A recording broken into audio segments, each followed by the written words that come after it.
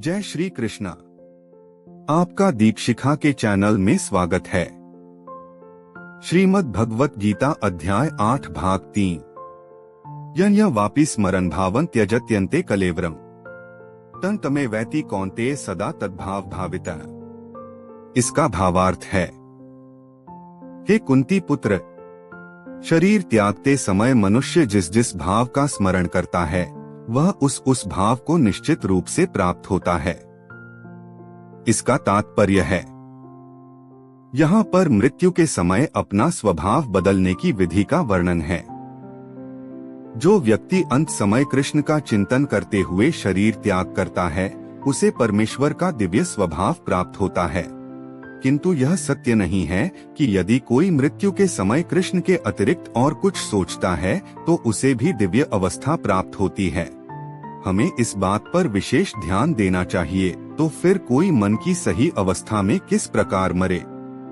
महापुरुष होते हुए भी महाराज भरत ने मृत्यु के समय एक हिरण का चिंतन किया, अतः अगले जीवन में हिरण के शरीर में उनका देहांतरण हुआ। यद्यपि हिरण के रूप में उन्हें अपने विगत कर्मों की स्मृति थी, किंतु उन्हें पशु शरीर धारण करना ही पड़ा।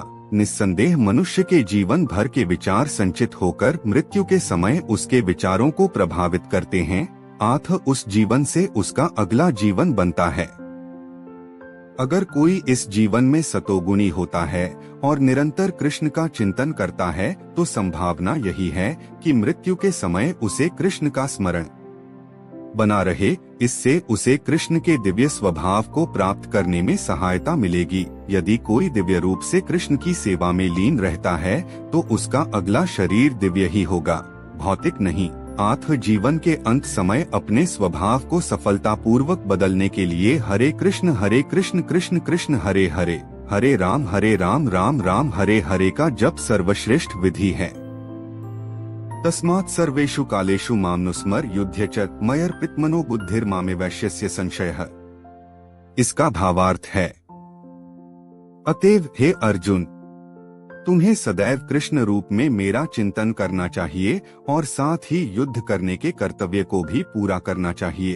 अपने कर्मों को मुझे समर्पित करके तथा अपने मन एवं बुद्धि को मुझ में स्थिर करके तुम निश्चित रूप से मुझे प्राप्त कर सकोगे।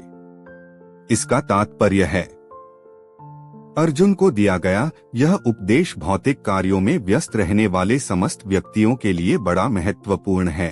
भगवान यह नहीं कहते कि कोई अपने कर्तव्यों को त्याग दे, मनुष्य उन्हें करते हुए साथ साथ हरे कृष्ण का जप करके कृष्ण का चिंतन कर सकता है। इससे मनुष्य भौतिक कल्मश से मुक्त हो जाएगा और अपने मन तथा बुद्धि को कृष्ण में प्रवृत्त करेगा। कृष्ण का नाम जप करने से मनुष्य परमधाम कृष्णलोक को प्राप्त होगा, इसमें कोई संदेह नहीं है। अभ्यासयोग्युक्तेन चेतसा नान्यगामिना परम पुरुषं दिव्य याति पार्थानुचिंतयन्।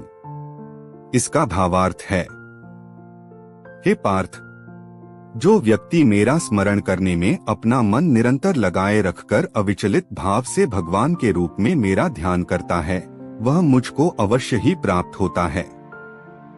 इसका तात्पर्य है, इस श्लोक में भगवान कृष्ण अपने स्मरण किए जाने की महत्ता पर बल देते हैं। महामंत्र हरे कृष्ण का जप करने से कृष्ण की स्मृति हो आती है। भगवान के शब्दोच्चार, ध्वनि के जप तथा श्रवण के अभ्यास से मनुष्य के कान, जीभ तथा मन व्यस्त रहते हैं।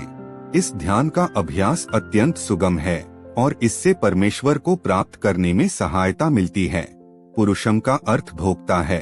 यद्यपि सारे जीव भगवान की तटस्था शक्ति हैं, किंतु वे भौतिक कल्मश से युक्त हैं।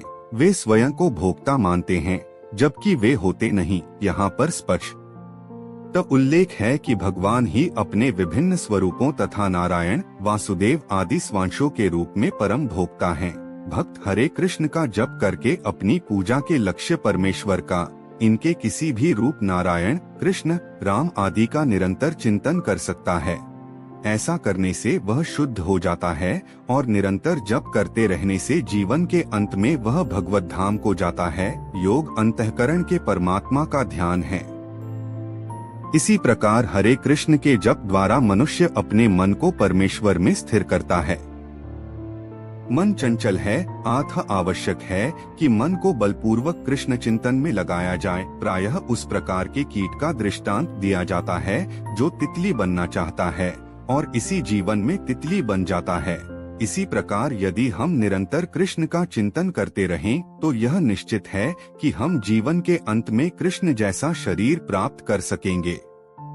गीता का अगला अध्याय सुनने के लिए चैनल को लाइक, शेयर और सब्सक्राइब जरूर करें। धन्यवाद।